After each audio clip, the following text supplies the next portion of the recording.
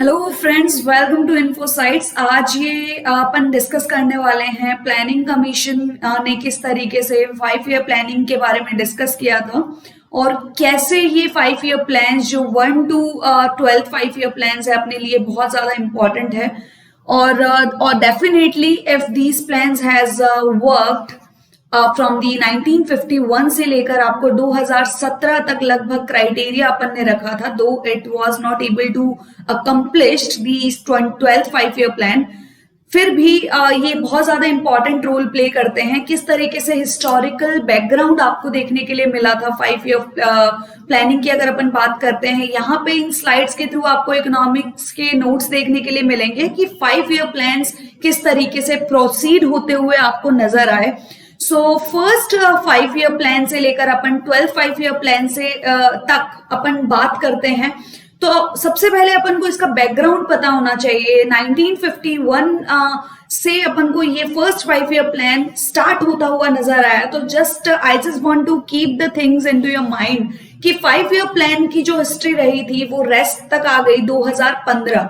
फिर भी ये बहुत ही ज्यादा इंपॉर्टेंट रोल किस तरीके से प्ले हुआ है, क्योंकि the things which has been conducted for 65 to 70 years, तो अपन उस चीज को भूल नहीं सकते हैं क्योंकि चीजें किस तरीके से प्रोग्रेसिव में रही और क्या क्या मिस्टेक्स आपको देखने के लिए मिली, किस तरीके से प्राइवेटाइजेशन रोल प्ले करता है। तो ये सारी चीजों को समझने के लिए we need to just understand the background first.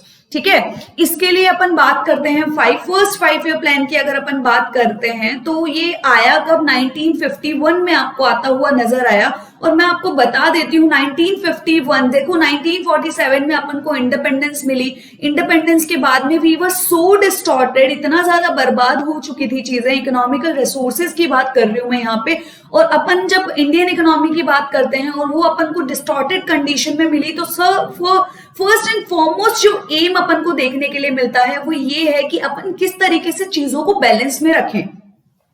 अब उस चीज को बैलेंस में रखने के लिए अपन को क्या करना पड़ेगा, first we need to just search for the criteria जो अपने सर्वाइवल को बेसलाइन बना सके। और अपना सर्वाइवल कब होगा, जब अपनी इकोनॉमी अग्रेरियन रिसोर्सेज के लिए काम करेगी और in which we are so best in. ठीक है, तो अपन अच्छे खासे थे वहां पे। और इंडियन इकोनॉमी की जब अपन बात करते हैं तो इंडियन इकोनॉमी अग्रेरियन इकोनॉमी के नाम से जानी जाती है, क्योंकि अपना जो बेस्ट अबंडेंट रिसोर्सेज जो देखने के लिए मिलता है वो है एग्रीकल्चर रिसोर्सेज। अब मैं फिर से इस स्लाइड पे आती हूँ, मैं बताती हूँ कि ये रेस्ट तो हो गया था 2015 में, लेकिन यहाँ पे लास्ट 5 ईयर प्लान कौन सा था, 12th 5 ईयर प्लान। इसीलिए अपन बार बार में जो बात करते हैं फर्स्ट 5 ईयर प्लान से लेकर 12th 5 ईयर प्लान, जो कि which was about to get accomplished और which was about to get end on 2017, लेकिन due to any reason NITI Aayog के आने की वजह से 2015 में ही अपन ने इसको रेस्टिंग पोजीशन पे रख दिया था, क्योंकि यहाँ पे अपना जो रिप्लेसमेंट हुआ है वो नीति आयोग के द्वारा हुआ है। ठीक है, आपको बॉटम अप अप्रोच वो देखने के लिए मिलता है, उसके बारे में भी अपन एक सेशन लेंगे in order to understand the things more clearly. लेकिन इस सेशन में अपन सिर्फ बात करेंगे 5 ईयर प्लानिंग की। तो नीति आयोग का जो अभी फिलहाल का जो सिनेरियो चल रहा है वो है कि जैसे अपन 5 सालों का जो क्राइटेरिया बनाते थे, एक्शन प्लान बनाते थे, वैसे ही अब अपन 3 इयर्स का एक्शन प्लान बनाते हैं।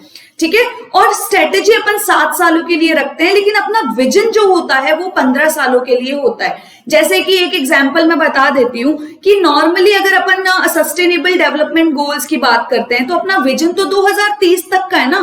तो विजन मतलब अपना टारगेट कि भाई 2030 तक अपन को ये चीजें कंप्लीट कर लेनी है।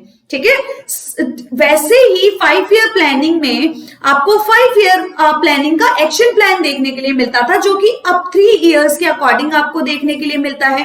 3 इयर्स का प्लान देखने के लिए मिलता है, 7 इयर्स की स्ट्रेटेजी देखने के लिए मिलती है, 15 इयर्स का विजन देखने के लिए मिलता है कि आपका टारगेट जो है वो कंप्लीट हो जाए यहां तक।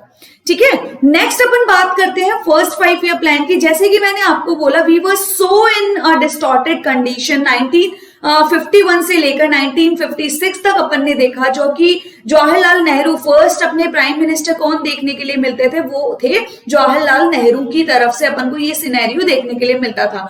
नंबर 2 है कि ये जो बेसलाइन थी इस प्लान की वो क्या थी, हैरिट-डॉमर मॉडल की आपको बेसलाइन देखने के लिए मिलती है।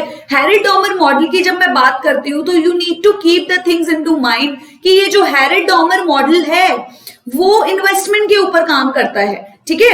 आपके दिमाग में केन्जियन की थियरी भी आ सकती है कि भाई कीन्स भी एग्रीगेट डिमांड की तरफ ज्यादा फोकस करते थे, हैरिट-डॉमर भी करते थे, लेकिन इन्वेस्टमेंट का मतलब दो पार्ट्स में इसने डिवाइड कर दिया था। हैरिट-डॉमर इकोनॉमिस्ट की बात करते हैं तो हैरिट-डॉमर मॉडल जो था वो बहुत ही ज्यादा प्रोमिनेंट था। क्यों? क्योंकि इन्होंने ना सिर्फ डिमांड सिनेरियो की बात की है बल्कि सप्लाई सिनेरियो की भी बात की है। मैं ज्यादा डिटेल में नहीं जाऊंगी, though I am going to complete every theories in the Infosite channel, but यहाँ पे अपन को पर्टिकुलर 5 ईयर प्लानिंग की चर्चा करनी है।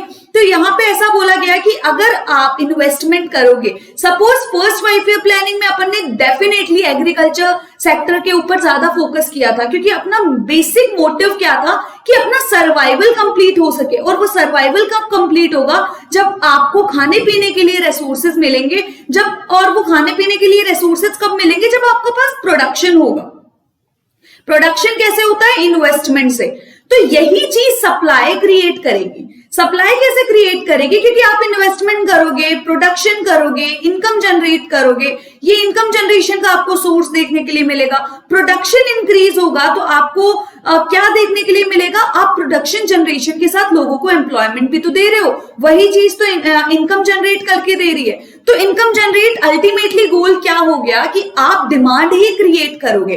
तो ये ना सिर्फ आपकी प्रोडक्टिविटी को गेन करके रखता है जो कि सप्लाई में कंट्रीब्यूट करेगा, और इनकम जनरेशन जो है वो किस में कंट्रीब्यूट करता है? डिमांड साइड में कंट्रीब्यूट करता है। तो ये दो चीजें आपको याद रहनी चाहिए। अब थर्ड पॉइंट पे अगर अपन आते हैं तो आपको देखने के लिए मिलेगा बेसिक फोकस एग्रीकल्चर, जो मैंने ऑलरेडी आपको बता दिया है कि सबसे पहले अगर आपको ध्यान रखना है कि अपनी कंडीशन बहुत खराब है तो डायरेक्टली अपन पीक वाले एम्स नहीं देख सकते। पहले आपको अपने पैरों पे खड़ा होना पड़ेगा कि we should be in that state कि अपन एटलीस्ट हेल्दी हो, ठीक है। तो इकोनॉमिकली भी अपन ने ये देखा कि अपनी इकोनॉमी कुछ इस तरीके से डेवलप्ड हो कि अपन नॉर्मली अपने पैर पे कैसे खड़े होंगे जब अपने रिसोर्सेस वर्किंग मोड पे आए। और फिलहाल के टाइम पे 1955 में जब अपन खड़े हुए हैं तो अपन को ये ध्यान में रखना चाहिए कि भाई एग्रीकल्चर जो है फिलहाल अपने लिए हार्डकोर सेक्टर है जिसमें अपन बहुत अच्छे से काम कर सकते हैं। We can just perform it in a best way. Next point है कि we just have to make the aim for that certain perspectives. अब अपन जो एम रख रहे हैं वो है 3.6%, ठीक है। 3.6% was the aim for the first 5 year plan, ठीक है। आपका एम तो था 2.1, ठीक है, 2.1 की बात कर रहे हैं अपन, लेकिन व्हाट यू हैव अचीव्ड, कितना रिजल्ट निकल के आया? 3.6। पॉइंट यहाँ पे क्या है कि if you are making the achievement for 95% but you have expected to achieve 85, तो what kind of determination you can put on? Getting my point कि आपके एक्सपेक्टेशन से ज्यादा आपका रिजल्ट निकल के आ रहा है। ग्रोथ रेट 3.6 आ गई जबकि आपने अनुमान लगाया था 2.1% का। अब आते हैं अपन लास्ट पॉइंट पे। यहाँ पे we have not only performed in agriculture sector but the IITs as well. IITs की बात करते हैं तो मतलब somewhere we are making the progressive like nature in our economy in case of educational platform as well.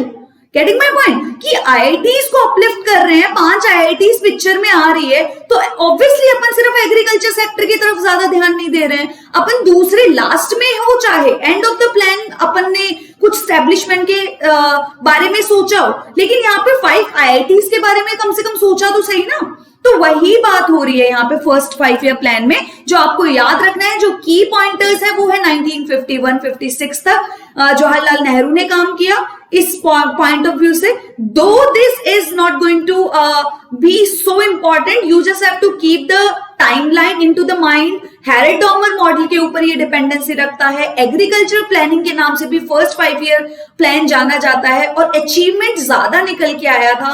और सिर्फ अपन ने agriculture में काम ना करके यहाँ पे आईआईटी के एस्टेब्लिशमेंट के बारे में भी डिस्कशन हुआ है। सेकेंड 5 ईयर प्लान की अपन जब बात करते हैं तो 1956 से लेके 1961 तक की बात करेंगे, और यहाँ पे भी पीएम कौन थे? जवाहरलाल नेहरू थे।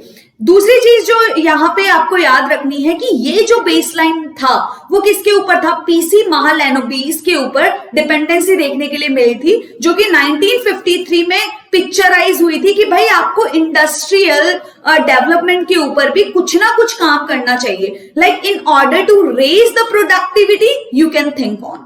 ठीक है, सपोज एक बात देखो, नॉर्मली अपन मैनुअली कोई परफॉर्मेंस कर रहे हैं, मैं मेरे हाथों से कोई चीज कर रही हूं, और वहीं पे टेक्निकली मैं कंप्यूटराइज कोई चीज कर रही हूं, तो obviously it has to be faster in process if it is being completed by the technological equipments, चाहे वो कोई भी हो, कंप्यूटर हो, मॉडर्नाइजेशन के बेसिस पे अपन बात कर रहे हो, व्हाटसोएवर इट इज। ठीक है, चीजें मशीन जितना स्पीड में करेगी उतना स्पीड में मैनुअल चीजें नहीं हो पाएगी जो मैं मेरे हाथों से करने वाली हूं। There has to be difference between these two parts. ठीक है, नाउ द बेसिक जो फॉरमोस्ट एम है, जैसे कि फर्स्ट 5 ईयर प्लान में अपन ने एग्रीकल्चर का बोल दिया, वैसे ही इंडस्ट्रीज बोल दिया अपन ने सेकेंड ईयर 5 ईयर प्लान का, लेकिन फिर भी अपना जो फोकस एरिया है वो इंडस्ट्रीज की तरफ जा चुका है अभी। और यहाँ पे आपको टारगेट क्या रखा गया था? एक नॉर्मल सी बात है, अगर मेरे 70% आ रहे हैं या 80% आ रहे हैं, तो मैं मेरा जो नेक्स्ट टारगेट रखूंगी वो इसी के इर्द गिर्द रखूंगी, इससे ज्यादा फिर भी हो। ठीक है, I have to keep my targets just like near to this 80%। वैसे ही ये आपको देखने के लिए मिला, इससे ज्यादा फिर भी होगा। ठीक है, अगर मैंने कुछ अच्छा खासा एक्वायर कर दिया तो उससे ज्यादा के बारे में मेरी एक्सपेक्टेशन हो जाएगी कि I can perform more better now. ठीक है, कॉन्फिडेंस लेवल बढ़ जाता है। तो वही चीज यहाँ पे हुआ कि आपका जो ग्रोथ था, ठीक है, ग्रोथ रेट आपकी जो देखने के लिए मिली, जो टारगेट आपने रखा था वो था 4.5%, लेकिन जो अचीवमेंट देखने के लिए मिला वो था 4.27%। Getting my point? तो यहाँ पे 4.5 से आपको 4.27 आपको देखने के लिए मिला। यहाँ पे आपको परफॉर्मेंस जो देखने के लिए मिली है वो क्या देखने के लिए मिली कि भाई कम है इस बार अचीवमेंट। आपने 90% का टारगेट रख दिया, but you have only achieved 88%। थोड़ा सा कम है लेकिन कम तो है ना। तो वही चीज आपने अप टू अ लेवल काम तो किया होगा, लेकिन थोड़ा सा आपको कम अचीवमेंट देखने के लिए मिला। अब दूसरी चीज, एक और चीज देखो, यहाँ पे आप इंडस्ट्रियल प्लेटफॉर्म के बारे में बात कर रहे हो, जहां पे यू आर नॉट बेस्ट। ठीक है, you are not performing best नहीं बोलूंगी मैं यहाँ पे मैं ये बोलना चाहूंगी कि earlier on which purpose you were making the plan on, that is on agriculture sector in which you were specialized in. ठीक है, वहां पे आपको स्पेशलाइजेशन देखने को मिला था। यहाँ पे industrialise sector, you are going to perform in this sector where you are not at best. ठीक है, तो वही चीज देखने के लिए मिली। इंडस्ट्रियल सेक्टर है, यहाँ पे आपको इंपोर्ट करना पड़ेगा, यूज मशीनरी इंपोर्ट करनी पड़ेगी, बहुत सारे फिनिश्ड इक्विपमेंट्स इंपोर्ट करने पड़ेंगे। बस बात अच्छी ये है कि at least you are thinking to perform in this sector in which you are not like that beneficial. क्यों मैं बोल रही हूँ ये चीज कि डेफिशिएंसी में नहीं बोल सकती, क्योंकि we do have that much of calibre. ठीक है, अब नेक्स्ट पॉइंट आपको देखने के लिए मिलता है, इतनी हाई प्रोफाइल जो मशीनरी अपन देख रहे हैं यहाँ पे, तो आपको देखने के लिए मिलेगा कि पेमेंट जो क्राइसिस देखने के लिए मिलेगा। ऑब्वियसली इक्विपमेंट्स, इंडस्ट्रियल इक्विपमेंट जो देखने के लिए मिलते हैं वो भारी भरकम के साथ में आपको फाइनेंशियली बहुत ज्यादा कैपिटल इंटेंसिव देखने को मिलता है। ठीक है, और उसमें लगता है खर्चा ज्यादा, तो आपको पेमेंट क्राइसिस तो होने ही थे। तो वो पेमेंट क्राइसिस कब होने लगे? 1957। तो कहीं ना कहीं इसने भी आपको कंट्रीब्यूशन दिया है कि आपका अचीवमेंट नहीं हो पाया एम में।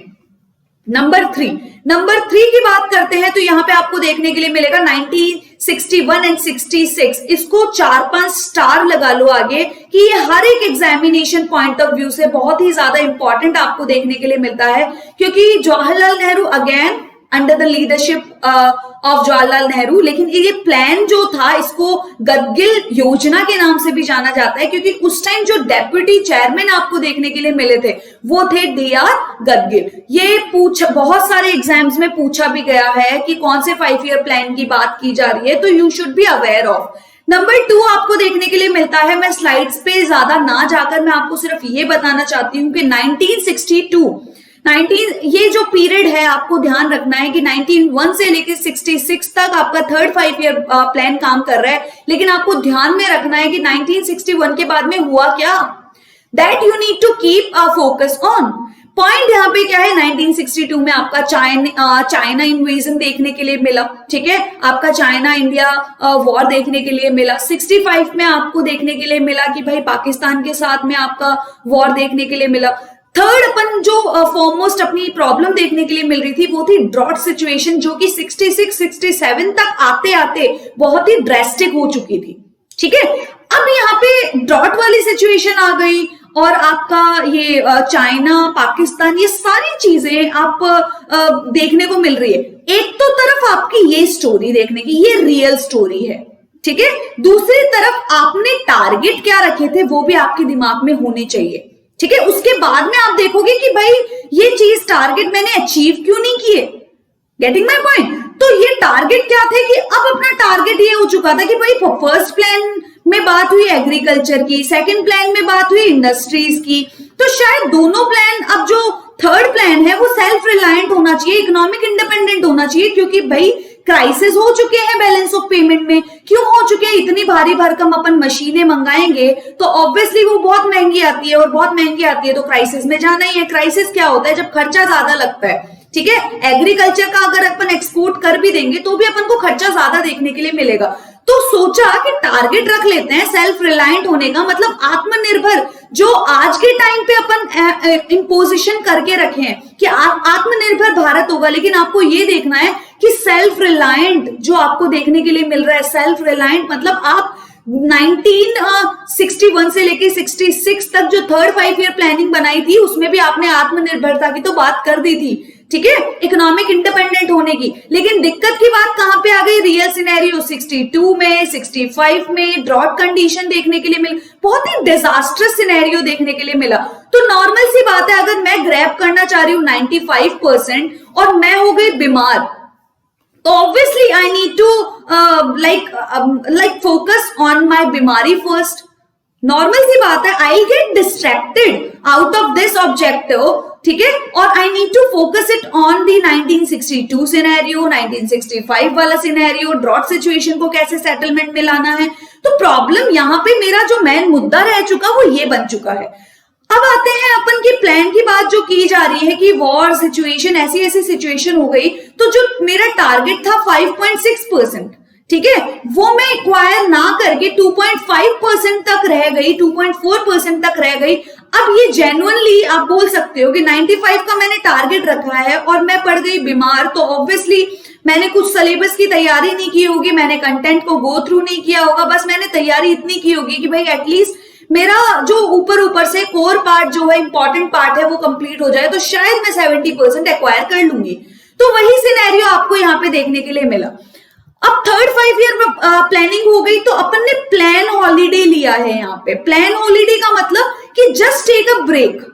अब अगर मैंने हाफ ईयरली तक का रिजल्ट 95 तक मैंने सिक्योर किया था, 70 तक आके अटक गई, तो मैं क्या करूंगी, एक बार के लिए टेक अ रेस्ट वाली पोजीशन होगी, रेस्ट वाली, रेस्टिंग मोड। गवर्नमेंट ने क्या बोला, जो मेरा सेल्फ रिलायंट वाला मोटिव था, लेट्स हैव अ ब्रेक, ठीक है, अब ब्रेक ले लेते हैं। अब मुझे करना क्या है, मैं शांति से सोचूंगी कि भाई किस तरीके से मुझे रिवाइवल के बारे में सोचना है। तो वैसे ही वेलफेयर प्रोग्राम्स की बात की गई by the government of India, ठीक है। अब वहां तक आते आते आपको क्या देखने के लिए मिला था, 1966 से 69 तक ये प्लान हॉलीडे देखने के लिए मिला। अब यहाँ पे क्या सिचुएशन आपको देखने के लिए मिली कि भाई ये जो प्लान हॉलीडे है ना, इसमें आपको ये सारे वॉर्स की जो कंडीशन है, जो ड्रॉट की कैसी कंडीशन है, कैसे सेटलमेंट किया जाए। और तब तक अपन बहुत सारे इंपोर्ट भी मंगवाते थे, और वो इंपोर्ट मंगवाते थे, चलो ठीक है, लेकिन इंपोर्ट अगर अग्रेरियन सेक्टर में अगर अपन मंगवा रहे हैं, खेतीबाड़ी में जिसमें ऑलरेडी अपन अच्छा परफॉर्म करते हैं, ठीक है, we are making the demand from that sector, but अपन को दिक्कत कहां आ रही है, दिक्कत यहाँ पे है कि भाई एग्रीकल्चर सेक्टर में परफॉर्म तो अपन अच्छा कर रहे हैं, लेकिन दिक्कत ये वॉर्स वाली और ड्रॉट वाली देखने के लिए मिल गई। और इंपोर्ट अपन कर रहे हैं सपोज यूएस से, ठीक है, और उस टाइम यूएस से ही कर रहे थे, उन्होंने भी मना कर दिया कि भाई हम आपको अब इंपोर्ट नहीं करेंगे। तो अपनी कंट्री को वापस से सेल्फ इंडिपेंडेंट होना पड़ेगा, at least in that sector in which you can perform better. ठीक है, तो जिसमें भी आप अच्छे हो उसमें तो अच्छा कर पाओगे ना परफॉर्म।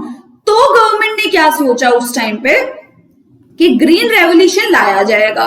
ठीक है, ग्रीन रेवोल्यूशन लाया जाएगा जिसकी वजह से एग्रीकल्चर सेक्टर की थोड़ी सी बढ़ोतरी देखने के लिए मिली, और उस सेक्टर में बहुत सारे काम देखने के लिए मिले। 66, 67 में आपको बूस्टअप देने के लिए फार्मर्स को बूस्टअप, क्योंकि मोरल बहुत ज्यादा डाउन हो चुका था उस टाइम पे। आपको एमएसपी आती हुई पिक्चर में नजर आई, मिनिमम सपोर्ट प्राइसेस। ठीक है, ताकि मान लो बहुत ही कम प्राइसेस हो जाते हैं इन केस, तो गवर्नमेंट उनको गारंटी देगी कि एक काम करो, इन पर्टिकुलर क्रॉप्स में आप कल्टीवेशन करो, पैदावार लाओ, हम आपको अच्छे प्राइसेस देंगे। ठीक है, वो अच्छे प्राइसेस क्या है? मिनिमम सपोर्ट प्राइस, ताकि फार्मर्स को एक सिक्योरिटी मिले कि कम से कम इतना प्राइस रेट तो मुझे गवर्नमेंट दे ही देगी, मुझे डरने की ज्यादा जरूरत नहीं है।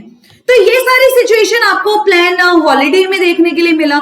और डीवैल्यूएशन, अब देखो, in bid to increase the exports in the country declare the devaluation. अपनी कंट्री की बहुत ज्यादा हालत खस्ता हो गई थी और अपन को डिमांड्स इंक्रीज करनी थी। अब वो डिमांड इंक्रीज करने का उस टाइम सिनेरियो क्या देखने के लिए मिलेगा? वो सिनेरियो देखने के लिए मिलेगा कि भाई अपने प्राइसेस कम कर दो। और वो प्राइसेस कम कैसे हो जाएंगे? जब आप डीवैल्यू करोगे खुद की करेंसी के, मतलब आप अपनी ही करेंसी को सस्ता बना रहे हो यूएस के लिए, यूरोपियन यूनियन के लिए। एक एग्जांपल दे रही हूं, दूसरी कंट्रीज के लिए अपनी करेंसी को क्या बना रहे हो? सस्ता बना रहे हो। ठीक है, अब दूसरी चीज और देखो, मैं यहाँ पे आपको थोड़ा सा पिक्चर बता देती हूँ। डीवैल्यूएशन क्यों, डेप्रिसिएशन क्यों नहीं? मीनिंग तो दोनों का सेम नजर आता है, लेकिन उस टाइम आपको डीवैल्यूएशन इसलिए देखने के लिए मिला क्योंकि फिक्स्ड एक्सचेंज रिजीम के अंदर आप काम करते थे। क्योंकि आप बात कर रहे हो 1969 तक की, और उस टाइम डीवैल्यूएशन ही यूज करते थे फिक्स्ड एक्सचेंज रिजीम के अंदर। डेप्रिसिएशन की चर्चा आप तब करोगे जब आपको देखने के लिए मिलेगा व्हाट? फ्लेक्सिबिलिटी और फ्लोटिंग रेट। अब आते हैं अपन फोर्थ 5 ईयर प्लान पे। फोर्थ 5 ईयर प्लान पे अगर अपन बात करेंगे तो 1969 से लेके 74 तक ये चला। अब देखो, थर्ड 5 ईयर प्लान के बाद में याद रखना कि अपन ने एक ब्रेक लिया है जिसको आप प्लान्ड हॉलिडे की बात करते हो। उसके बाद में आप देखो कि इंदिरा गांधी के अंतर्गत ये प्लानिंग देखने के लिए मिली 69 से लेके 72। अब देखो, बहुत ही खतरनाक चीज आपको देखने के लिए मिलेगी। 69 देखो, अपनी हालत खस्ता थी, फार्मर्स को आपने रिलीफ देने के लिए एमएसपी भी ला चुके थे तब तक। ठीक है, अब 69 में आपको देखने के लिए क्या मिल रहा है कि भाई आपके जो कमर्शियल बैंक्स है वो नेशनलाइज्ड हो गए। अब नेशनलाइज्ड का मतलब क्या है? ये आपको दिख रहा होगा, 14 मेजर इंडियन जो बैंक्स है वो नेशनलाइज्ड क्यों करने की जरूरत पड़ी? क्योंकि देखो, 5 ईयर प्लानिंग किसके थ्रू हो रही थी? गवर्नमेंट के थ्रू। अब गवर्नमेंट को चाहिए था सपोर्ट, गवर्नमेंट को सपोर्ट चाहिए तो भाई बैंकिंग सिस्टम बिना पैसों के सपोर्ट थोड़ी होगा कामकाज में। तो नॉर्मल सी बात है, ये बैंकिंग सिनेरियो अगर गवर्नमेंट के अंतर्गत आपको देखने के लिए मिलेगा तो इस गवर्नमेंट की प्लानिंग में और प्रोग्राम्स में एसोसिएशन बैठ जाएगा। एसोसिएशन मतलब these banks are going to give the hand in hand support to the governments in that part if it will get nationalised. ठीक है, तो वही चीज है, अगर ये गवर्नमेंट की बॉडी है तभी तो गवर्नमेंट बोल पाएगी ना, एक काम करो, इतना कम इंटरेस्ट पे आपको इन पर्टिकुलर एमएसएमई सेक्टर में या एग्रीकल्चर सेक्टर में फुल सपोर्ट देना है इंटरेस्ट रेट को कम करके। अगर वहीं पे अगर बैंक प्राइवेट है तो क्या ये ऑर्डर दे सकते हैं? क्या नहीं दे सकते, क्योंकि ये गवर्नमेंट का के अंडरटेक नहीं करके चलती है ये चीजें। ठीक है, तो वही चीज बताई जा रही है। अब देखो, 1971 की बात करो, वापस से आपको ये बांग्लादेश वाली प्रॉब्लम देखने के लिए मिली थी, अगेन द पाकिस्तान वाला सीन। ठीक है, आपको देखने के लिए मिला, बांग्लादेश बन चुका था। अब यहाँ पे ये सारी सिचुएशन चल रही है, यहाँ पे टारगेट तो बना दिया था आपने कि सेल्फ रिलायंस होना है, स्टेबिलिटी लानी है, प्रोग्रेसिव अचीवमेंट करना है। ये सब अपन क्यों बोल पा रहे थे? क्योंकि आप 1969 में बैंक को नेशनलाइज कर सके हो, एमएसपी ला चुके हो, ग्रीन रेवोल्यूशन ला चुके हो, तो कहीं ना कहीं आपने इतना रिवाइवल का काम कर लिया था कि भाई हाँ, हम अब अंडरटेक कर सकते हैं चीजों को। नंबर आप देखो, इम्प्लीमेंटेशन किसके लिए? Family planning. अपने लिए एक और प्रॉब्लम थी वहां पे कि भाई ग्रोथ जो है, not only of economic growth but the population growth को मेंटेन करना है, उसके लिए आप मेजर टारगेट्स बना रहे थे। ठीक है, तो ये सारी चीजें भी आपको देखने के लिए मिली। तो आपको सिर्फ ये नहीं देखना है 4-5 ईयर प्लान में, आप बैकग्राउंड में जाओगे ना तो ऑटोमेटिकली चीजें हो जाएगी। अब यहां तक पिक्चर का एंड नहीं हुआ है, आपको देखने के लिए मिलेगा 1972-73 में आपको एक मेजर क्राइसिस देखने को मिला, जिसकी वजह से अपनी जो करेंसी है वो ऑलरेडी डिस्टॉर्ट हो गई थी, मतलब बहुत ही ज्यादा डिक्लाइन हो गई थी, बहुत ही ज्यादा डीवैल्यूड हो गई थी। उसी टाइम पे अपन ने ये सोचा कि ये सिस्टम फ्लोटिंग के अंतर्गत आपको देखने के लिए मिले। फिक्स्ड फ्लोटिंग की बात कर रहे हैं, जो पहले फिक्स्ड हुआ करता था 1973 में, अपन ने सोचा कि ये सिस्टम आरबीआई से लेकर अपन मार्केट फोर्सेस की तरफ थोड़ा सा मूव करते हैं। फ्लोटिंग हो चाहे फ्लेक्सिबल हो, दोनों में आपको मार्केट फोर्सेस काम करते हुए नजर आते हैं। नंबर 2, हुआ क्या था 1972-73 में? ऑयल क्राइसिस देखने के लिए मिला था। ऑयल क्राइसिस का मतलब क्या होता है कि भाई आप जो ऑयल 1 रुपए में खरीद रहे थे पहले, आज उसका दाम 4 क्वाड्रपल्ड हो चुका था, मतलब 4 गुना ज्यादा आपको प्राइसेस इंक्रीज देखने के लिए मिल रहे थे।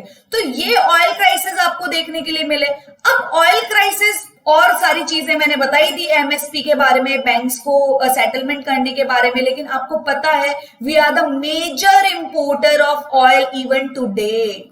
ठीक है, मेजर इंपोर्टर है। आप आज के टाइम पे आपको इतना अफेक्ट करता है तो उस टाइम के टाइम पे तो करना ही था जब आप इतने सेल्फ रिलायंट नहीं थे। आज के टाइम पे तो फिर भी सेल्फ रिलायंट है, we do have other alternatives as well. ठीक है, तो नॉर्मल सी बात है कि अपन डिस्टॉर्ट होंगे, यहां पे भी again our focus get shifted again. ठीक है, तो यहाँ पे पॉइंट क्या देखने के लिए मिल रहा है कि अपन फिर से प्लान में फेल हो गए, could achieve a target of 3.3, और अपन ने सोचा क्या था कि अपन शायद 5.7% अचीव कर लेंगे। पॉइंट यहाँ पे क्या था, क्यों अपन ने इतना टारगेट दिया? क्योंकि देखो नॉर्मल सी बात है, अगर आप किसी चीज के लिए ब्रेक लेते हो तो आप क्या सोचते हो कि ब्रेक लेके अगर मैं प्रिपरेशन करूंगी तो आई कुड अचीव मोर। ठीक है, तो इसलिए मैंने सोचा कि 5.7 अचीव हो जाएगा। ठीक है, तो वहीं पे ये इतनी सारी सिचुएशन 1972, मैं क्यों इंटरनेशनल लेवल की बात कर रही हूँ? क्योंकि ऑब्वियसली हर एक इकोनॉमी इंटरनेशनल लेवल पे बहुत ही ज्यादा जुड़ी हुई है, स्पेशली ऑयल पर्पज से तो अपन since the beginning we have been so dependent. ठीक है, तो पॉइंट यहाँ पे ये आता है कि आपका जो प्लान था वो फेल हुआ, क्योंकि ये सारे इंटरनेशनल सिनेरियो पे प्रॉब्लम देखने के लिए मिली। प्रॉब्लम आ रही है डिमांड साइड से, और प्रॉब्लम आ रही है आपके एमएसपी ऑलरेडी के लिए अपन को खर्चा करना पड़ेगा। बैंकिंग सिस्टम को नेशनलाइज कर चुके ताकि और ज्यादा प्रोग्रेसिव नेचर देखने के लिए मिले। तो ये सारी चीजें देखने के लिए मिली। फिफ्थ 5 ईयर प्लानिंग की जब अपन बात करते हैं तो गरीबी हटाओ की बात की जाती है। 1974-1978 गरीबी हटाओ की बात किया कि इरेडिकेशन की बात की जा रही है, किसके थ्रू? एम्प्लॉयमेंट, जस्टिस, एग्रीकल्चर, ये सारी चीजें डिस्कस हुई। देखो ये जो प्लानिंग है मैं बहुत ही ज्यादा डिस्क्रिप्टिव फॉर्मेट में बता रही हूँ, क्योंकि अपन को पता है कि चीजें बहुत ज्यादा इंपॉर्टेंट है फर्स्ट 5 ईयर प्लान से लेकर 12th 5 ईयर प्लान तक। तो ये जानने की, डिटेल में एनालिसिस करने की बहुत ज्यादा जरूरत है। अब देखो यहाँ पे इलेक्ट्रिक अपन सप्लाई एक्ट की बात करते हैं, यहाँ पे भी आपको 78-79 में अगेन प्राइसेस आपके डबल होते हुए नजर आए थे, लेकिन स्टिल गरीबी हटाओ तक तो आ ही जाएगा ना। इतनी सारी प्रॉब्लम्स देखने के लिए मिल रही है, नॉर्मल सी बात है। ऑयल प्राइसेस जो 4 गुना हो जाएंगे, मेरा प्रोडक्शन ऑयल प्राइसेस की वजह से बहुत ज्यादा कॉस्ट महंगा हो गया, तो मैं क्या करूंगी? इस बार मैं प्रोडक्शन क्या करती हूँ? कम करती हूँ। कम करूंगी तो मेरा एम्प्लॉयमेंट कम हो जाएगा। ये मेरी पुरानी हिस्ट्री बता रही हूँ जब तक मैं 4th 5 ईयर प्लान तक थी। इसलिए मैंने शायद, हर एक चीज के पीछे रीजन होता है कि मैंने अगर गरीबी हटाओ बनाया है प्रोग्राम तो क्यों बनाया है? क्योंकि देखने के लिए मिल रहा है कि एम्प्लॉयमेंट कम हो रहा है। ठीक है, क्यों हुआ? ऑयल प्राइसेस की वजह से। प्रोडक्शन, ट्रांसपोर्टेशन तो हर एक सेक्टर में होगा ना, तो वही सिनेरियो देखने के लिए मिला।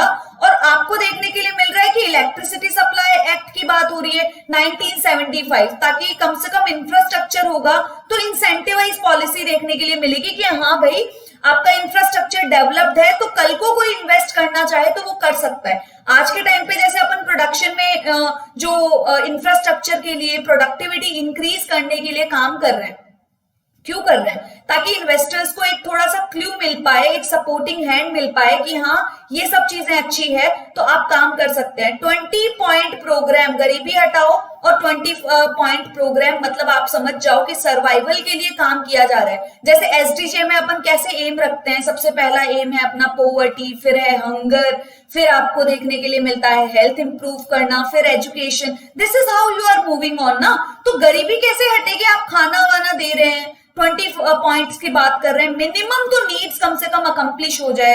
अब देखो दूसरे ही साथ अपन क्या कोशिश कर रहे हैं कि अपना जो जहां पे रोड्स वगैरह की सुविधाएं नहीं है, ठीक है, जहां पे आपको रोड्स वगैरह की सुविधाएं नहीं देखने के लिए मिल रही है, नेशनल हाईवेज अगर अपन इम्प्लीमेंट इंट्रोड्यूस करवा रहे हैं जहां पे पहले रोड नहीं है और यहाँ पे अचानक से रोड आ जाएगी, तो हर एक तरीके की सुविधाओं की जरूरत पड़ेगी। अगर रोड नहीं है तो क्यों सुविधाएं की जरूरत पड़ेगी, लेकिन अगर रोड है तो यहाँ पे 50 तरीके के इन्वेस्टमेंट होंगे, 50 तरीके की एम्प्लॉयमेंट जनरेशन होगी, 50 तरीके के लोग इंडल्ज होंगे और उनको इनकम मिलेगी। इनकम मिलेगी तो आपका डिमांड जनरेशन होगा। तो ना सिर्फ यहाँ पे पॉवर्टी को हटाने की बात हो रही है, यहाँ पे अपन बात कर रहे हैं एम्प्लॉयमेंट जनरेशन की भी। अब अपन आते हैं एम की। एम को याद रखना बहुत ज्यादा जरूरी है कि देखो 4th 5 ईयर प्लान में भी अपन ने कम अचीव किया, 5.7 एम रख तो दिया लेकिन उतना अचीव नहीं कर पाए। अब इस बार थोड़ा सा अपना मोरल डाउन हो चुका था और आपको देखो अगेंस्ट टारगेट जो था 4.4 था, ठीक है, अपना टारगेट क्या था 4.4, लेकिन स्टिल वी हैव अचीव 4.8 क्योंकि यहाँ पे कोई डिस्टरबेंस नहीं थी, क्राइसिस नाम की डिस्टरबेंस नहीं थी, वॉर्स नाम की डिस्टरबेंस नहीं थी, किसी भी खर्चे के नाम की, ठीक है। तो यहाँ पे खर्चा तो अपन को करना है नेशनल हाईवेज वगैरह, डिस्ट्रैक्शन का खर्चा नहीं है यहाँ पे, ठीक है। तो यहाँ पे आपको देखने के लिए मिला फिर से गवर्नमेंट टर्मिनेट हुई 78 में, और 78 में जो आपको देखने के लिए मिला तो रोलिंग प्लान आया, यहाँ पे कोई ब्रेक नहीं है, ये याद रखना। गवर्नमेंट चेंज हुई थी, ये ब्रेक नहीं है। तो रोलिंग प्लान का मतलब एनुअल सेटलमेंट करेंगे हम, शॉर्ट टर्म पे काम करेंगे, ना कि 5 ईयर प्लानिंग पे काम करेंगे। अब देखो यहाँ पे मैं फिर से एक पॉइंट बोलना चाहूंगी, यहाँ पे जो न्यू 6th 5 ईयर प्लान था वो 1980 रोलिंग प्लान को रिजेक्ट करके 6th 5 ईयर प्लान को इंट्रोड्यूस किया गया। अब एक चीज देखो, ये एनुअल प्लान्स की बात की जा रही थी रोलिंग प्लान में। पॉइंट यहाँ पे क्या है कि आप जिस साल में हो उसी साल की प्लानिंग करोगे। दूसरी चीज 3, 4 या 5 साल का कोई प्लान रखो, फिक्स नंबर। जैसे कि आज के टाइम पे नीति आयोग ने 3 ईयर का एक्शन प्लान आपको देखने के लिए मिलता है, तो वो बात अपनी नई नहीं है, ये बात 1980s में हो चुकी थी, ठीक है, कि छोटे मोटे प्लान्स, एक्शन प्लान छोटे मोटे ईयर्स के लिए रखो, 3, 4, 5 साल के लिए, लेकिन जो विजन है, जो पर्सपेक्टिव प्लान है, जो आज के टाइम पे 15 रख के चल रहे हैं अपन, वो अपना 10, 15 या 20 साल का होना चाहिए। तो मैं यहाँ पे बताना चाह रही हूँ, ये आपकी जो मेंटेलिटी है जो अपन रख रहे हैं नीति आयोग के लिए कि 15 साल का विजन प्लान, वो 1980s में डिस्कस हो चुका था, ठीक है। तो it would be difficult to achieve the targets and will result in destabilization. Obviously destabilization होगा कि आज मैंने 15 दिन के लिए कोई एक अलग स्ट्रक्चर बनाया है और 15 दिन के लिए अलग स्ट्रक्चर बनाऊंगी, तो आपको क्या देखने के लिए मिलेगा, मेरा डिस्टरबेंस तो आएगा ना भाई, कि मैं ये स्ट्रक्चर फॉलो ना करके ये करूंगी, तो कहीं ना कहीं डीस्टेबलाइजेशन इकोनॉमी में देखने के लिए मिलेगा डेफिनेटली। 6th 5 ईयर प्लान की बात करते हैं तो 1980s की बात कर रहे हैं। It's the duration was from 1980 to 85।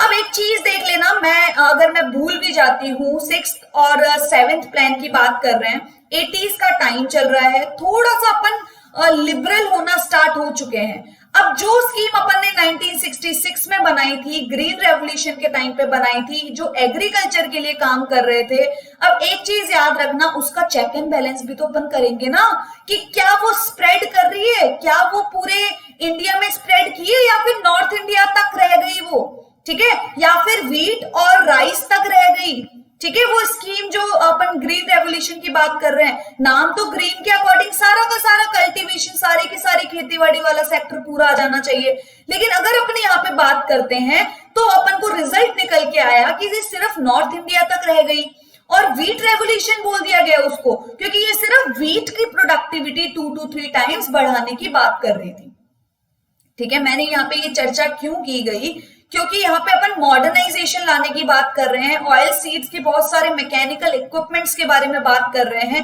जो कि कब होगा, जब इकोनॉमिकल लिबरेशन आपको देखने के लिए मिलेगा, ठीक है। और वो लिबरेशन आपको 80s में देखने के लिए मिलेगा धीरे धीरे, ठीक है। डायरेक्ट चीजें 91 से नहीं स्टार्ट हुई थी, 80s में धीरे धीरे चीजें स्टार्ट हो गई थी।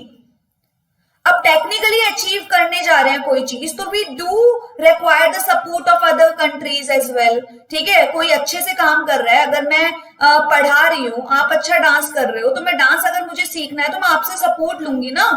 तो वही चीज है कि जो जिसमें अच्छा है मैं उसका सपोर्ट उस चीज में लूंगी। तो टेक्निकल इक्विपमेंट्स दूसरी कंट्रीज अगर अपन को दे रही है तो वो सेल्फ रिलायंस आपको देखने के लिए मिलेगा। It was based on the investment योजना, इंफ्रास्ट्रक्चर चेंजिंग और trend to the growth model आपको देखने के लिए मिलेगा। Its growth target was 5.2%, target कितना रखा 5.2%, और आपका अचीव कितना हुआ 5.7%। अगेन यहाँ पे कोई ड्रेस्टिक चीज देखने के लिए मिली नहीं मिली। और एक और चीज याद रखना, यहाँ पे आते आते 1982 में आपने क्या बात की, आपने बात की कि भाई नबार्ड आ जाना चाहिए। नबार्ड आ चुका था, ठीक है। एग्रीकल्चरल हेड आ चुका था कि भाई अब एग्रीकल्चर को बायपार्ट कर देना चाहिए। जैसे अपन बात कर रहे हैं चेक एंड बैलेंसेस की बात कर रहे हैं, तो एग्रीकल्चर सेक्टर को सुपरवाइज करने के लिए एक अलग से आपको हेड देखने के लिए मिलेगा, जो सिर्फ एग्रीकल्चर सेक्टर को देखे, ठीक है। तो वो अपने लिए क्या होगा, बेस्ट हो जाएगा। हर एक चीज अगर आरबीआई के अंडर काम कर रही है तो वो सारी ड्यूटीज को फुलफिल नहीं कर पाएगा, और वहीं पे एक दूसरी ड्यूटीज नबार्ड के द्वारा हैंडओवर की जाए जो सिर्फ एग्रीकल्चर सेक्टर के लिए काम करेंगे, ठीक है। तो वो ऑब्वियसली परफॉर्म अच्छे से करेगा जिस चीज में वो बेस्ट है, नॉर्मल सी बात है। तो वही चीज हुई। 7th 5-year प्लान की बात करते हैं, 1985 से लेके 1990 तक चल रहा है, जो कि राजीव गांधी लीडरशिप के अंतर्गत आपको देखने के लिए मिले। ऑब्जेक्टिव क्या है, यहाँ पे सेल्फ सफिशिएंट इकोनॉमी की बात की जा रही है, प्रोडक्टिव एम्प्लॉयमेंट की बात की जा रही है, एम्प्लॉयमेंट को अपग्रेड करने की बात की जा रही है, ठीक है। अब प्लान जो है वो एम करेगा at accelerating the food grain production, increasing the employment opportunity, raising the productivity. किसमें प्रोडक्टिविटी रेज करनी है, फूड में रेज करनी है, वर्क में रेज करनी है, और आपको प्रोडक्टिविटी में रेज करनी है। पॉइंट यहाँ पे 7th 5-year प्लान है जो अपना चल रहा है 1985 से लेके 1990 तक। तो सेल्फ सफिशिएंट बनना है अपन को। अब सेल्फ सफिशिएंट कब बन पाएंगे, जब एग्रीकल्चर में अच्छे होंगे, जब टेक्निकल इक्विपमेंट्स में अच्छे होंगे। नॉर्मल सी बात है, प्रोडक्टिविटी बढ़ानी है तो मैनुअल बेसिस पे तो बढ़ा नहीं पाएंगे ना, वहां उसके लिए अपन को इंडस्ट्रीज भी चाहिए, इंडस्ट्री के लिए अपन को अदर कंट्रीज का सपोर्ट चाहिए, टेक्निकल इक्विपमेंट्स भी चाहिए, एक स्पेशलाइजेशन भी चाहिए। तो इन सारी चीजों के थ्रू आपको एम्प्लॉयमेंट भी देखने के लिए मिलेगा, नो डाउट। और एम्प्लॉयमेंट आपने जनरेट कर दी ना तो ऑटोमेटिकली हंगर अपने आप दूर हो जाएगा। क्यों? क्योंकि एम्प्लॉयमेंट से आपको इनकम मिलेगी, और इनकम से आप डिमांड करोगे, और डिमांड करोगे तो आपका हंगर अपने आप हट जाएगा, ठीक है। तो वही चीज अब देखो यहाँ पे 7th 5-year प्लान में आते आते इन सब चीजों के बारे में डिस्कस ना करके प्राइवेट सेक्टर पिक्चर में आना स्टार्ट हो गए थे। इसकी भी मैं जो 1991 से पहले जो इंडस्ट्रियल आपको सेटलमेंट देखने के लिए मिला था वो किस तरीके से देखने के लिए मिला, उसका लेक्चर मैं लाऊंगी आने वाले अपकमिंग सेशंस में, जिससे आपको ये 7th 5-year प्लानिंग और ज्यादा अच्छे से समझ में आएगा। नॉर्मल सी बात है, अगर मैं हूं गवर्नमेंट, ठीक है, अगर मैं गवर्नमेंट हूं, अगर मेरे ऊपर सारी रेस्पॉन्सिबिलिटी है, ठीक है, तो मैं इन सारी रेस्पॉन्सिबिलिटी को शायद इतना अच्छे से प्ले नहीं कर पाऊंगी अच्छे से। अगर ये जो बर्डन है डिवाइड हो जाएगा प्राइवेट सेक्टर में, प्राइवेट सेक्टर में भी प्रोडक्शन करने का मौका किया जाए, चीजों को इजी किया जाए। अगर मुझे नॉर्मल रैंडम बेसिस पे बोल दिया जाए किसी भी काम को स्टार्ट करने के लिए, तो मैं क्या करूंगी, काम स्टार्ट कर दूंगी। लेकिन अगर वो इजी होगा तो, अगर मेरे पास इन्वेस्टमेंट होगा तो, इन्वेस्टमेंट के लिए भी सपोर्टिंग हैंड की बात करना, ठीक है। तो ये सारी चीजें गवर्नमेंट सपोर्टिंग हैंड प्रोवाइड कर दे, लेकिन काम हम कर लेंगे। तो वैसे ही प्रायोरिटी दी गई गवर्नमेंट को कि भाई एम्प्लॉयमेंट का बर्डन सिर्फ पब्लिक सेक्टर में ना रहकर यहाँ पे प्राइवेट सेक्टर के ऊपर भी डिवाइड हो जाए, ताकि वो भी एम्प्लॉयमेंट, ऑब्वियसली अगर कोई प्राइवेट पर्सन भी है और एम्प्लॉयमेंट जनरेशन किया जा रहा है तो ऑब्वियसली लोग वहां पे भी तो एम्प्लॉयमेंट उनको मिल रही होगी ना। तो एम्प्लॉयमेंट मिलेगी, इनकम मिलेगी, इनकम मिलेगी, डिमांड मिलेगा। तो इसीलिए गवर्नमेंट ने धीरे धीरे ओपन अप करना स्टार्ट कर दिया एरियाज को कि भाई प्राइवेट सेक्टर पिक्चर में आए और थोड़ा सा रिलैक्सेशन मिले कि भाई सारे सेक्टर को गवर्नमेंट होल्ड नहीं कर रखा है। ठीक है, अब ग्रोथ की बात करते हैं। 5% अचीव किया है, 6.01%।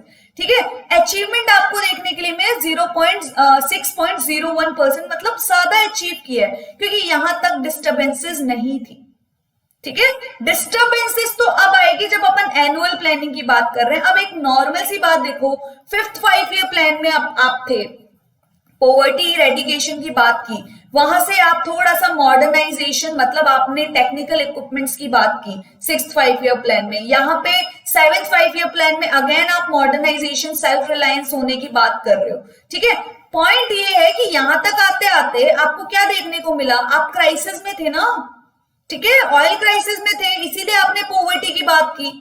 ठीक है, कि इसको हटाएंगे, लेकिन उसके बाद में आप टेक्निकल इक्विपमेंट्स की बात कर रहे हो, फिर आप मॉडर्नाइजेशन की बात कर रहे हो। पैसा कहां से आएगा, फंडिंग कहां से आएगी? और वो फंडिंग इसी के लिए आपको देखने के लिए मिला कि कंटिन्यू जो प्रोग्रेस चल रहा है 10 सालों का, चाहे वो 6th प्लानिंग में अपन ने अचीवमेंट किया हो, 7th प्लानिंग में अपन ने अचीवमेंट किया हो, पैसे तो लगेंगे ना उनके पीछे। अब वो पैसे आए कहां से? तो पॉलिटिकल वॉलेटिलिटी अपन को देखने के लिए मिली, इकोनॉमिकल अपन को इंस्टेबिलिटी अपन को देखने के लिए मिली, जो कि 1990 से लेके 2 तक अपना सिनेरियो रहा।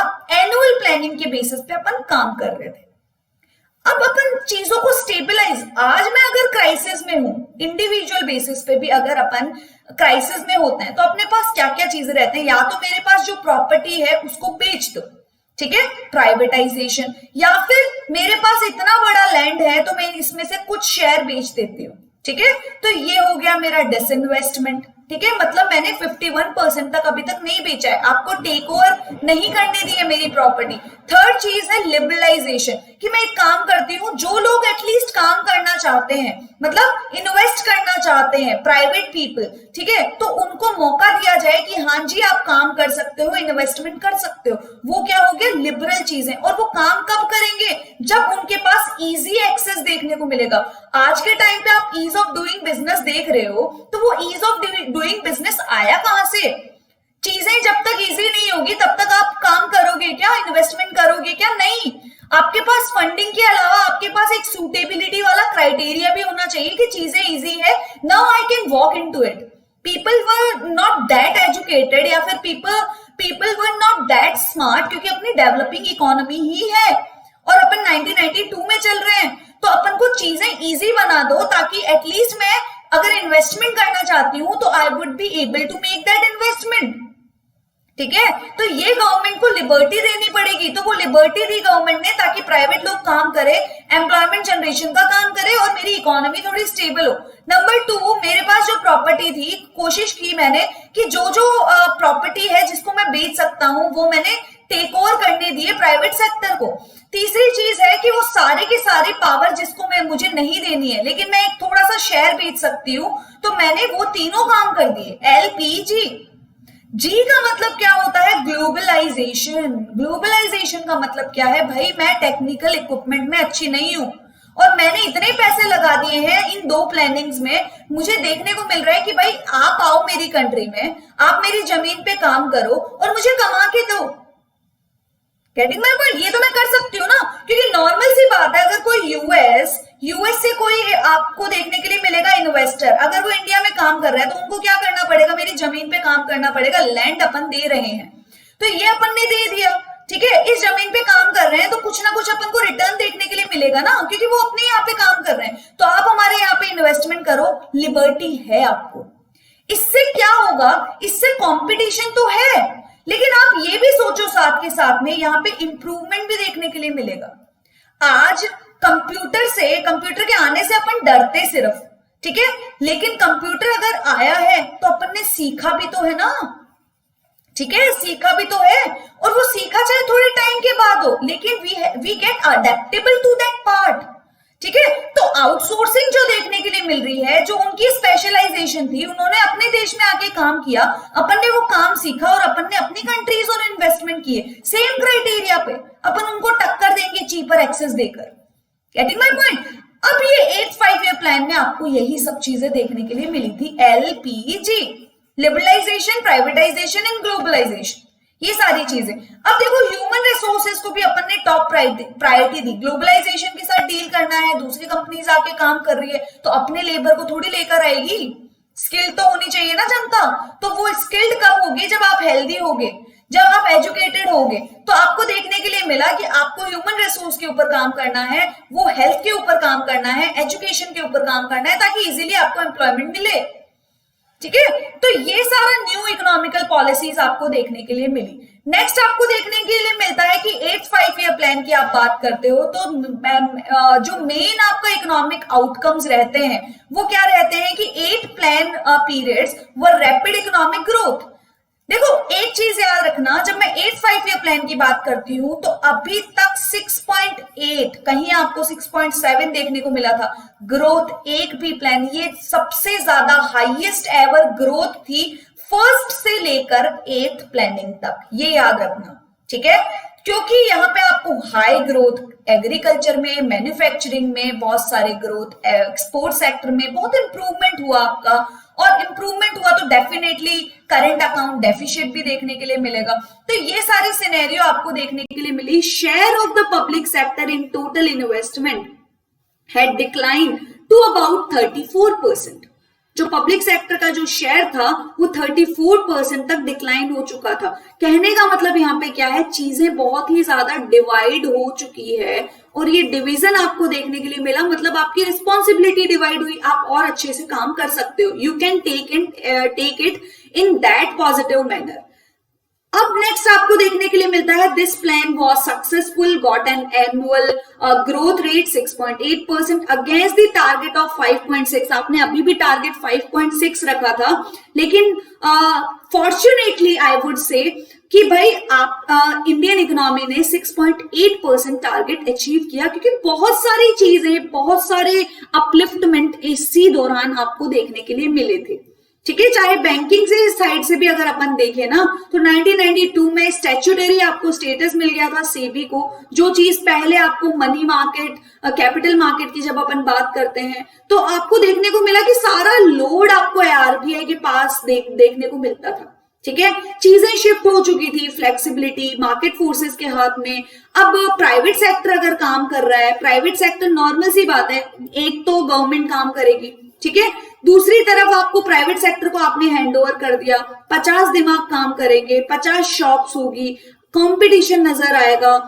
कंपटीशन का मजा हमेशा कस्टमर्स को मिलता है कि भाई चीप एक्सेस हो गई है रिसोर्सेज की, ठीक है, नॉर्मल सी बात है। और कंपटीशन होगा, नॉर्मल सी बात है, अगर आपके हाथ में आपका बिजनेस है तो उस बिजनेस के लिए आप जी तोड़ मेहनत करते हो और इफिशियंसी डेवलप होती है, ठीक है, प्राइवेट सेक्टर में। तो ये एक फायदा रिसोर्सेज के लिए भी हुआ ना, इसके लिए मैं और डिटेल में बात करूंगी नेक्स्ट सेशंस जो भी अपने पर्टिकुलर टॉपिक्स रहेंगे। 9th 5 ईयर प्लान की बात करते हैं, इसी दौरान आपको और कुछ भी देखने को मिला था कि अमर्त्य सेन को देखने के लिए मिला, महबूब उल हक एंड अमर्त्य सेन को नोबेल प्राइज देखने को मिला। किसके लिए? कि भाई ह्यूमन डेवलपमेंट के लिए काम किया जा रहा है। जहां पे ह्यूमन डेवलपमेंट आ गया, ह्यूमन रिसोर्स आ गया, आप समझ जाओ कि 9th 5 ईयर प्लान के ऊपर यहां से लिंकअप करो चीजें, क्योंकि एक बार के लिए इंडिया में अगर फॉर द फर्स्ट टाइम आपको देखने के लिए मिल रहा है कि अगर किसी इकोनॉमिस्ट को कोई प्राइज मिल रहा है और वो ऑब्वियसली आपको देखने के लिए मिलेगा कि वो चारों डायरेक्शन में फैल जाएगा अपने लिए, इसीलिए उसी से रिलेटेड बेसिक एम्स बन जाएंगे कि सोशल जस्टिस होना जरूरी है। अब सोशल जस्टिस क्या होती है? डेवलपमेंट की बात करूं तो क्या होता है? Is it a different term from the growth perspective? Yes, development do talk about the inclusivity. Inclusivity मतलब आप जहां पे ग्रोथ है ना, आपको देखने के लिए मिलेगी 120 करोड़ जनता है, 130 करोड़ जनता है, उसमें से आपका सिर्फ मुश्किल से आप देखो कि 10,000 जनता जो है वो अरबोपति होगी और ग्रोथ आपको बढ़ा के दे रही है कि शायद आपकी ग्रोथ 50% हो गई हो। लेकिन आप ये क्यों नहीं देखते कितने लोग इंक्लूसिव है उस नेचर में? इंक्लूसिविटी की बात करेंगे पर कैपिटा इनकम, तो इंक्लूसिविटी में ज्यादा से ज्यादा लोग गरीबी रेखा के नीचे नहीं है, ज्यादा से ज्यादा लोग एजुकेटेड है, ज्यादा से ज्यादा लोग आपको हेल्दी देखने को मिलने चाहिए। तो ये सारी बातें करनी है आपको। Getting my point? यहाँ पे आपको क्या देखने को मिलेगा कि मेन फोकस एरिया जो है वो सोशल जस्टिस की तरफ, इक्वालिटी की तरफ आना चाहिए और इंक्लूसिविटी की बात करना चाहिए। एक सेक्शन तो ये है 80 स्टूडेंट, दूसरा सेक्शन है 80 स्टूडेंट्स। आपको ये देखना है कि ये जो फर्स्ट वाला सेक्शन है इसमें 10 बच्चे हैं जो 90 प्लस ला रहे हैं, ठीक है, और बाकी 40-50% ला रहे हैं। लेकिन बी सेक्शन है जिसमें 60 प्लस स्टूडेंट्स, मतलब 60 प्लस मतलब 60 से ज्यादा स्टूडेंट्स 85 प्लस परफॉर्म कर रहे हैं या 80 प्लस परफॉर्म कर रहे हैं। तो इंक्लूसिविटी डेवलपमेंटल पार्ट जो है वो बी सेक्शन में होगा, क्योंकि ज्यादा लोग यहाँ पे इंक्लूडेड है। ग्रोथ चाहे इसमें ज्यादा इंक्लूडेड हो, लेकिन इंक्लूसिविटी आपको देखना जरूरी है। तो ये होता है सोशल जस्टिस का मतलब, ठीक है, कि जिनको जरूरत है उनको हेल्पिंग हैंड प्रोवाइड करवाया जाए और इक्वालिटी को मेंटेन किया जाए, ठीक है। It was launched in 50th anniversary, 50th year of independence, ठीक है, सॉरी 50th आपको ईयर ऑफ इंडिपेंडेंस देख 1997 की बात कर रहे हैं ना, 47 से 97, जैसे अपन 2022 की चर्चा कर रहे हैं चीजों के लिए, तो वही चीज चल रही है कि अपन ने बहुत सारे एम की, फार्मर्स की इनकम डबल हो जाना, आवास योजना का एंड अप करना, तो ये सारी चीजें अपन ने 2022 का एम क्यों रखा, क्योंकि 75th ईयर है वो इंडिपेंडेंस का, ठीक है। अब देखो यहाँ पे fail to achieve the target 6.5 रखा था, अचीव कितना हुआ 5.6 हुआ, ठीक है। तो ये भी आपको सिनेरियो देखने के लिए मिला कि आपका जो टारगेट है वो किस तरीके से ड्रॉबैक देखने के लिए मिला कि यहाँ पे आपने जो बहुत अच्छा टारगेट अचीव कर लिया था 8th में तो एलपीजी रिफॉर्म के अलावा, लेकिन अगेन आपको याद रखना है कि टारगेट अचीव करना नहीं, वहां का आपको सेटलमेंट, इंडस्ट्री, टेक्निकल पार्ट में जो आप इन्वेस्टमेंट कर रहे थे उसकी भरपाई भी तो करनी है, और वो भरपाई कैसे करोगे, ठीक है, वो क्वेश्चन मार्क रह जाता है, और वो भरपाई आपको शायद 9th 5 ईयर प्लान में आके करनी पड़े, ठीक है। मैं मेरी एक पर्टिकुलर प्रोजेक्ट में घुस तो गई, ठीक है, तो ऑब्वियसली मेरा कहीं ना कहीं अपलिफ्टमेंट होगा फॉर द 5 ईयर 4 ईयर, लेकिन जो मेरा खर्चा है, जो मेरा एफर्ट है, असली में तो मुझे उस 3-4 साल या 5 साल के बाद ही पता चलेगा ना। तो वही चीज यहाँ पे 9th 5 ईयर प्लान में हुआ कि fail to achieve the growth वाला पर्सपेक्टिव। इस तरीके से आप याद रख सकते हो कि 8th के बाद 9th जो है वो अपना पर्सपेक्टिव 5.6 में रह गया था। 10th 5 ईयर प्लान की बात करते हैं। मैंने आपको क्या बोला, डेवलपमेंटल क्राइटेरिया अपने लिए बहुत ज्यादा इंपॉर्टेंट हो गया। क्यों? क्योंकि एक तो अपन को नोबेल प्राइज मिल गया था उसी दौरान, और नोबेल प्राइज मिल गया तो अपना टारगेट ये हो गया कि पर कैपिटा इनकम इंक्रीज करनी है। सिर्फ टारगेट ग्रोथ का नहीं रहा है, अब ग्रोथ का नहीं रह के पर कैपिटा इनकम की, भाई जो पर पर्सन है अपने जो इकोनॉमी में पर पर्सन है ना, उसको इंक्रीज करना है, ठीक है, उसकी इनकम को इंक्रीज करना है। सिर्फ ऊपर ऊपर वाली लैंड नहीं कि टॉप 10% के पास 76% रिसोर्सेज है, नो। अपना जो टारगेट है वो शिफ्ट हो चुका है कि भाई 10th 5 ईयर प्लान है, उसमें आपको किस तरीके से परफॉर्म करोगे कि आपको डबल करना है टारगेट, पर कैपिटा इनकम जो है वो डबल करनी है नेक्स्ट 10 इयर्स में। ये 10th 5 ईयर प्लान ने 10 इयर्स का प्लान बना लिया था कि मुझे डबल करनी है। जैसे आज के टाइम में 2022 के लिए अपन ने क्या सोच रखा है जो कि आ गया है, ठीक है, उसमें अपन क्या बात कर रहे हैं, पॉइंट ये बात कर रहे हैं कि फार्मर्स की इनकम हो जाए डबल। वही चीज पर कैपिटा इनकम डबल करने की 10th 5 ईयर प्लान में बात की थी 2002 से 2007 के बीच में, ठीक है, under the leadership of Atal Bihari Vajpayee और मनमोहन सिंह। लकीली उस टाइम चीजों को चेंज नहीं किया गया था क्योंकि बहुत सारी कंपैटिबिलिटीज देखने को मिलती थी और इंस्टेबिलिटी नहीं देखने के लिए मिली थी। चाहे कोई भी गवर्नमेंट चेंज हुई हो, अपने AIIMS were remain the same, ठीक है। तो target was 8.0 but achievement was 7.6। तो कहीं ना कहीं इर्द गिर्द तो है ना, चाहे 8% रखा हो अपन ने टारगेट, लेकिन 7.6 तक तो अटके। अब 11th 5 ईयर प्लान की बात करते हैं। यहां पे अपन ने पर कैपिटा देखो 8 प्लान किया ग्रोथ के लिए, क्योंकि एलपीजी की बात कर रहे थे। अपना बेसिक मोटिव है कि अपन सस्टेन हो जाए, ठीक है।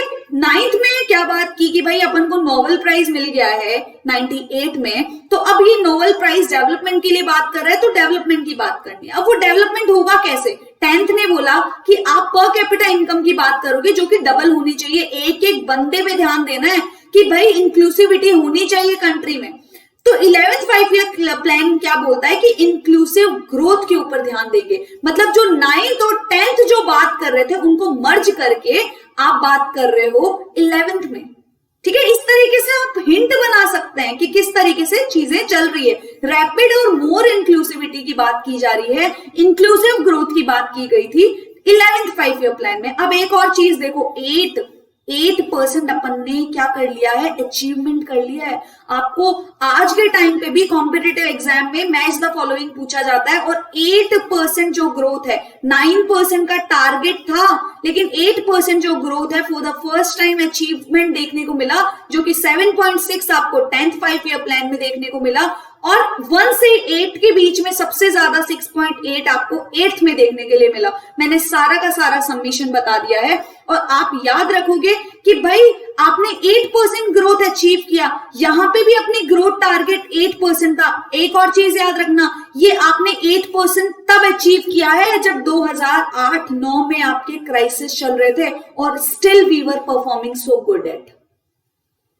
ठीक है, तो यहां पे प्रिपेयर किसके द्वारा हुआ था, इंक्लूसिव ग्रोथ का जो टारगेट है वो कैसे अचीव हुआ, और आपको ये टाइमलाइन नहीं भूलनी है कि इसी के बीच में आपको 2008 आया था। ठीक है, और यू वर परफॉर्मिंग गुड।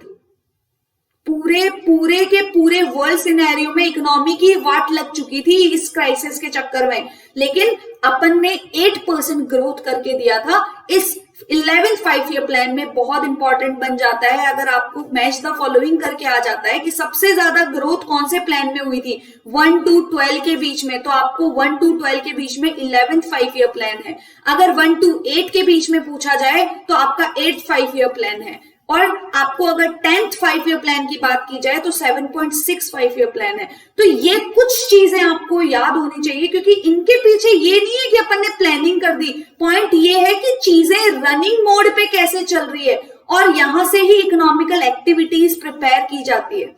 आज के टाइम पे भी पेंडेमिक से रिलेटेड कोई डिसीजन बनाया जा रहा है ना, तो 2020 में जो स्टेप्स ली जा रही है वो कौन से फ्लू से ली जा रही है, 1920 में भी अपन को सिनेरियो देखने के लिए मिला था, तो शायद वो वे आउट किसी तरीके से काम आ जाए। ठीक है, अगर सिमिलर सिचुएशन अपने पास एग्जिस्टेड है तो क्या ये सिचुएशन आगे काम करेगी?